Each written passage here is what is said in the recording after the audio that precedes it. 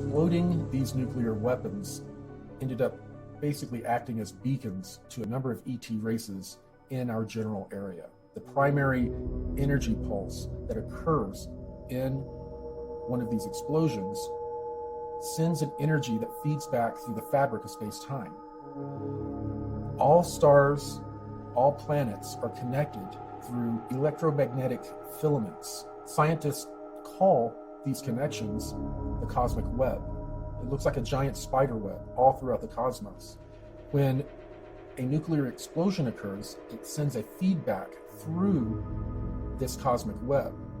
This is a problem because these extraterrestrials not only communicate through this cosmic web, but they actually travel through it from star to star. Therefore, when we detonated these devices, we sent out a signal saying not only are we at a certain level of advancement, but we're not at a certain level of advancement spiritually. A single Navy operative went into Germany. This is like 1939.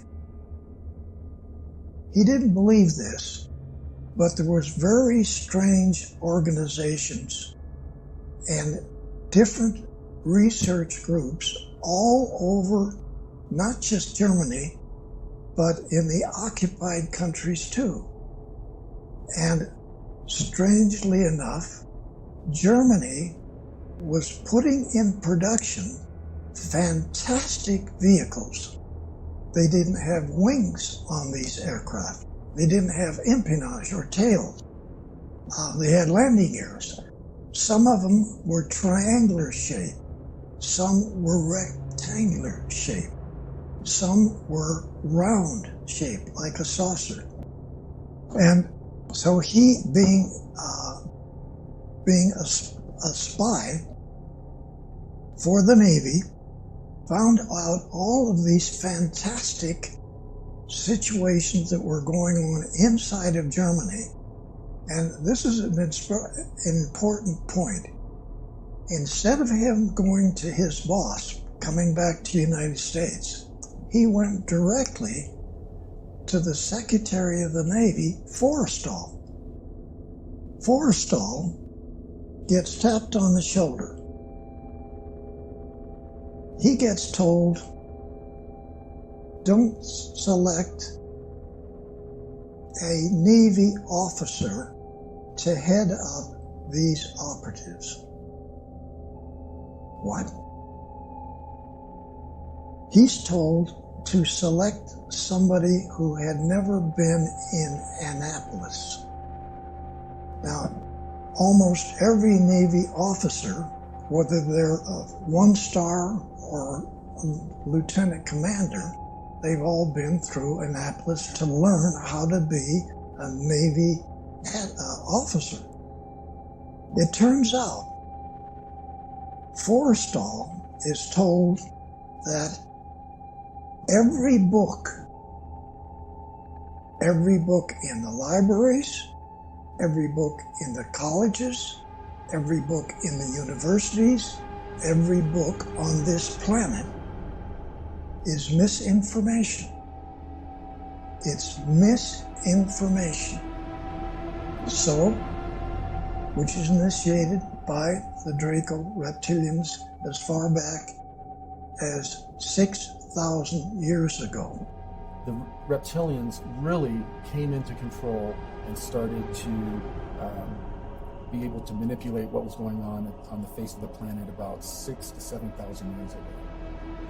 It is true that they have different masking technologies to be able to be in a room and look like a human, but usually they're in underground bases in various places on the globe, as well as in a huge area in Antarctica. The southeast region has a large number of underground caverns that are kept extremely warm, too warm for humans, by geothermal heat. It's a perfect place for all of these colonies that the reptilians have. They're basically cities, huge cities with millions of them. So, the Secretary of the Navy selects Rick Abada. He's not even an American. He comes over here with his family. He goes to school here. He goes to the second year in high school. He leaves school. He joins the Navy as a third-class seaman, works his way up in the Navy. Now he's a commander, okay? That commander is selected by the Secretary of the Navy to head up all of these operatives to go back into Germany and find out what's going on. Because that individual had never had misinformation given to him about every technical field on the planet. Now, if you were to go to San Diego and look over at North Island, you're going to see a tall building like this. There's a small office in the top of that building, which is a secret office for the Admiral. This is where the operatives come to. So the Admiral's aide comes to my barracks, taps me on the shoulder, and he only says one word: he's here. We drive over to that building, we get up to the top, we go into this conference room, a small room. Admiral Riccaboni sits here, I sit here, and one of three other bosses that I have are all captains. So now I have three captains as bosses, and now a 2-star admiral. He just got another raise. Wow. He just came back from Lockheed. He just came back from Scripps Institute. He just came back from all the aircraft company. Wow. Now he's got these operatives coming in. So the operative sits on the other side of the table. He discloses to us these fantastic things that Germany is doing that make no sense. Now I have 8 girls and 3 PhDs as a group. We put together a package from what the operative brings back. Some of it is photographs. Once in a while it's a manual, hardly any manual. A couple of manuals were not even in English, German, or any other language. They were extraterrestrial hieroglyphics. You see all of this stuff. You hear it. You understand what the Germans are doing. They didn't just get documents from the extraterrestrials. They got brand spanking new space vehicles. Here's one. Here's another one. Here's. They brought these. They take you inside. They show you how to drive it. So they put me in a secret laboratory which is designing not flying wings like Northrop does, okay? These are just a fuselage with no wings and no tail. Half airplane, half spaceships. This is what Northrop was designing. Our first spaceships are U.S. Navy attack class submarines. We put together programs that went all the way out into the galaxy, not just this galaxy. The military-industrial complex, back when they were testing a lot of the technology that they had received from the Nazis after World War II, as well as from ETs, when they were doing proof of concept testing, they had attached this technology to a regular submarine, and then they flew it out of our atmosphere. That was the first time that they were really able to fly a vessel out of our atmosphere using electrogravitic technology. The reason that they used the submarine was, of course, because they were self-enclosed. The crews that served on them were used to serving 6 months or more away from home, having all of their supplies with them, and they had the psychology of being able to handle those tight quarters for such a long time. The technology developed to a point to where they developed the finances, this financial schemes, to begin to build out fleets of these long cigar-shaped craft. Some of them were kilometer long or longer. and they could make them longer by putting in sections. And the sections were modular, just like in modern submarines. They could take apart the fuselage and pull out sections. It could, one of these modules could be set for like 3 or 4 months as a laboratory for a bunch of different scientific programs. And then at its next time at port, the modules are swapped out, and then it's a hospital ship. The modules swapped out the next time, and it's a troop transport, or it's just a long haul freighter. So these ships are very modular, and in the beginning they were using power systems that were nuclear. Then they moved to thorium type of electrical generation, and then they moved to some sort of zero point electrical generation. And that is what they currently use. This is totally unreal that this happened like in 1942 on this planet. Extraterrestrial come from who knows where out in the galaxy. Germany gets to be the country that these Draco reptilians pick out to do 2 types of missions. One, to remove all of the people that Hitler didn't want in his country, and every one of them around the planet. 2, to take every man, woman, and child on this planet and put them in slave factories, men, women, and children, to build and construct all these different types of Draco Navy space battle group ships. This may sound like insanity. This is what happened. The closest we ever came to having technologies and the existence of non-terrestrials go public was actually in 1962-63. I'm told through Alliance sources that President Kennedy was indeed going to make some announcements, and also make announcements that he was going to take drastic steps against some of these secret societies that were running the planet. Therefore, they worked through the CIA to have him eliminated. When he was eliminated in a very public way, the cabal came into power in a very public way. They had been controlling things very covertly up until that point, but since then, they have overtly controlled the destiny of the United States.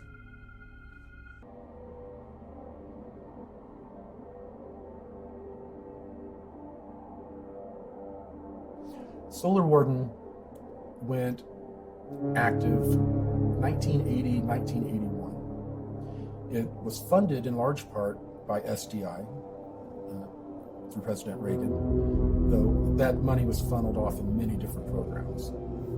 Solar Warden was developed to do exactly what its namesake says, to police our solar system. We had the technology to prevent these interloper ET races from coming into our solar system, grabbing our people and leaving. We could now stop them. So Solar Warden was developed and began to do its job of policing the solar system. At the same time, we had the Interplanetary Corporate Conglomerate, which was made up of all of these military-industrial complex corporations.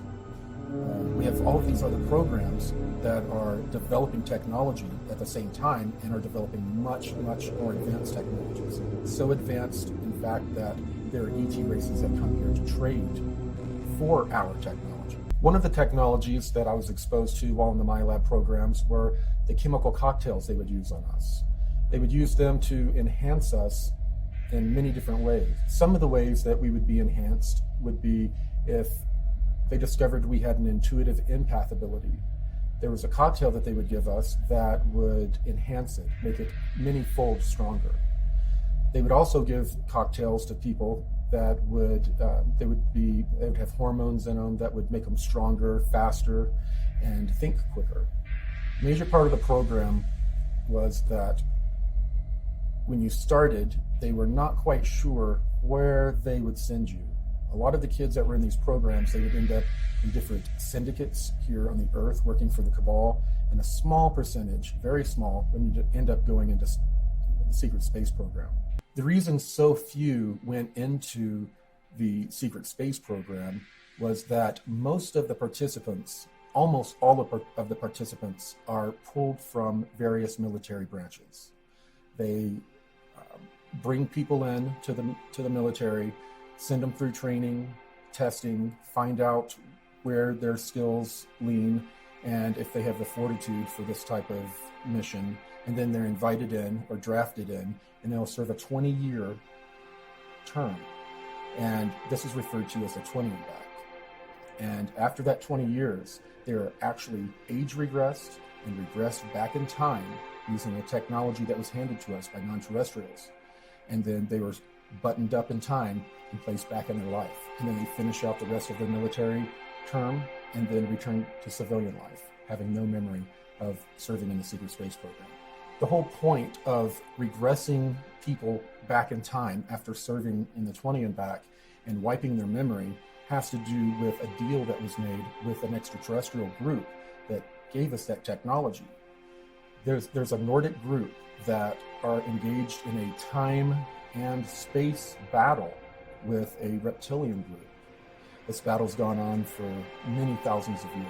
At the end of my training, it started to become pretty clear that I had done very well in the intuitive empath training. I'd done very well in the rest of the general training that I was given. And I was starting to be introduced to non-terrestrial beings. So it became very obvious that I was going to be interacting with non-terrestrials, and I assumed it was going to be in an off-world environment. Little did I know that I was going to be drafted in this program when I was 16 years old. And it was during my Christmas break between the age of 16 and 17 years old. I turned 17 in February. I was taken from my room. I was then taken to Carswell Air Force Base. I was then transported to the moon, where I sat and signed a bunch of papers that were non-disclosures, were just a big stack of papers signing my life away when I wasn't even 17 years old yet. The Lunar Operations Command is a moon base, and it was built out originally by the Germans in the late 1930s, early 1940s. While they were building this complex, they had utilized an ancient alien building that was not too terribly far away. They had found a bunch of these buildings on the moon, and they had found one of the buildings that they were able to patch up with some of the concrete they made from the local regolith. They then were able to pressurize it and use it as a base of operations while they built out the Lunar Operation Command. After a number of years, and after Operation Paperclip, it served its purpose and integrated the Nazis into the military-industrial complex. The LOC was handed over to the Americans. When approaching the moon from Earth in an electrogravitic craft, you will find the moon will be at a distance, and then it will grow very quickly in front of you. And then the next thing you know, you are above the surface.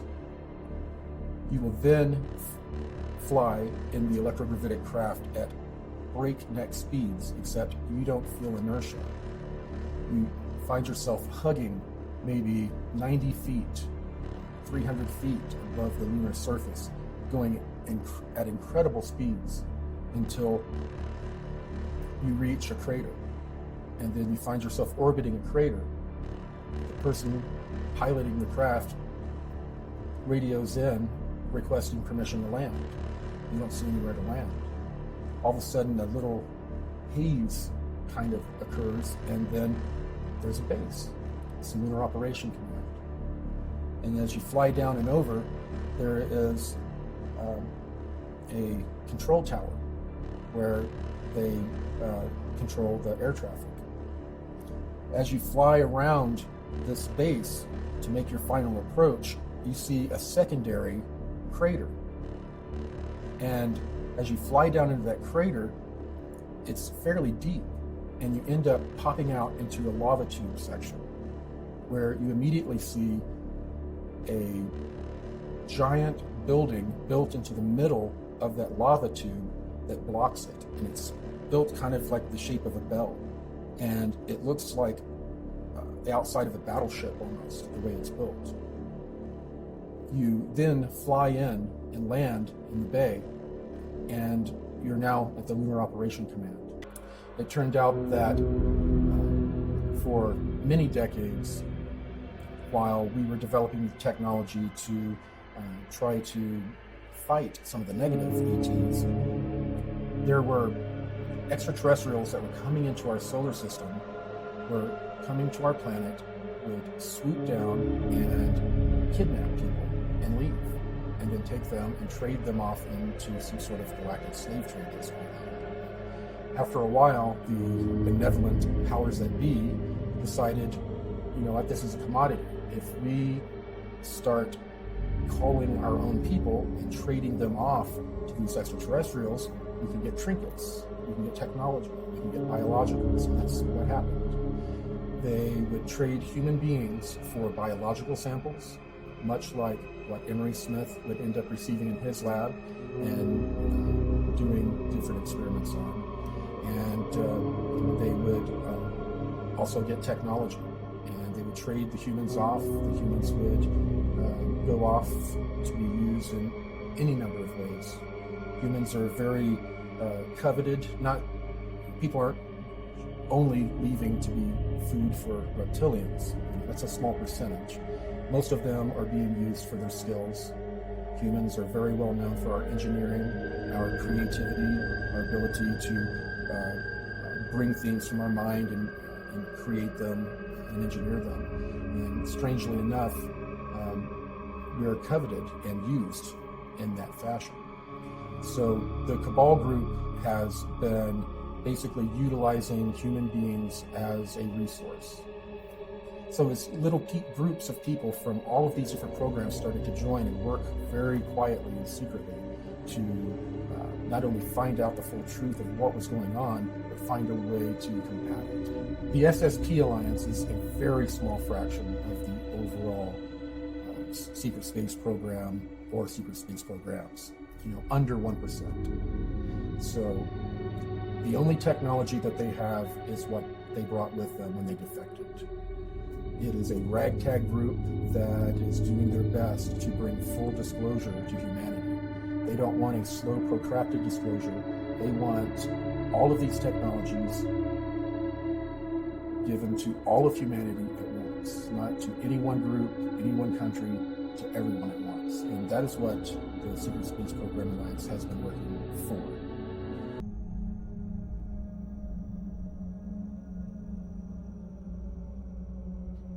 After the inauguration, the president signed a number of secret memorandums stating that he wanted the release of advanced technology, and a lot of this technology was involved in the space program, and he was very aware of it.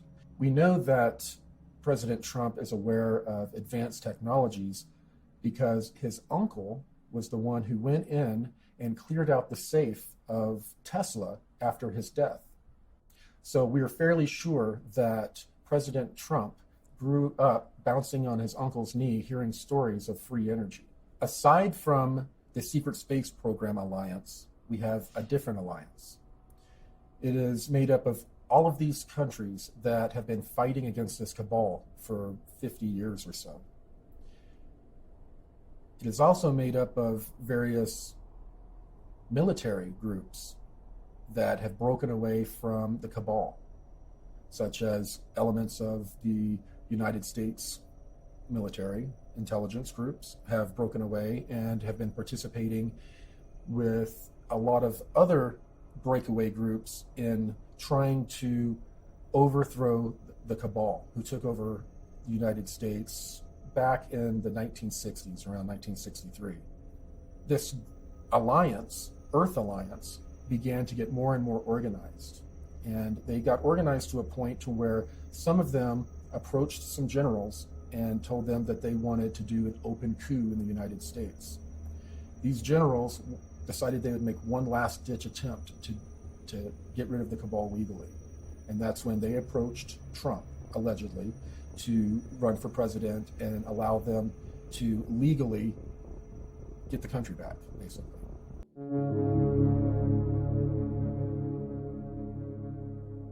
So how do we hear all of this information and not feel disempowered? How does it not feel hopeless? Well, I look back when I start to feel hopeless to the reports of legitimate ET contacts that have occurred in the 40s, 50s, and 60s. In all of those reports, the ETs asked two things: grow spiritually or expand your consciousness, and demand the release of suppressed technologies from your governments.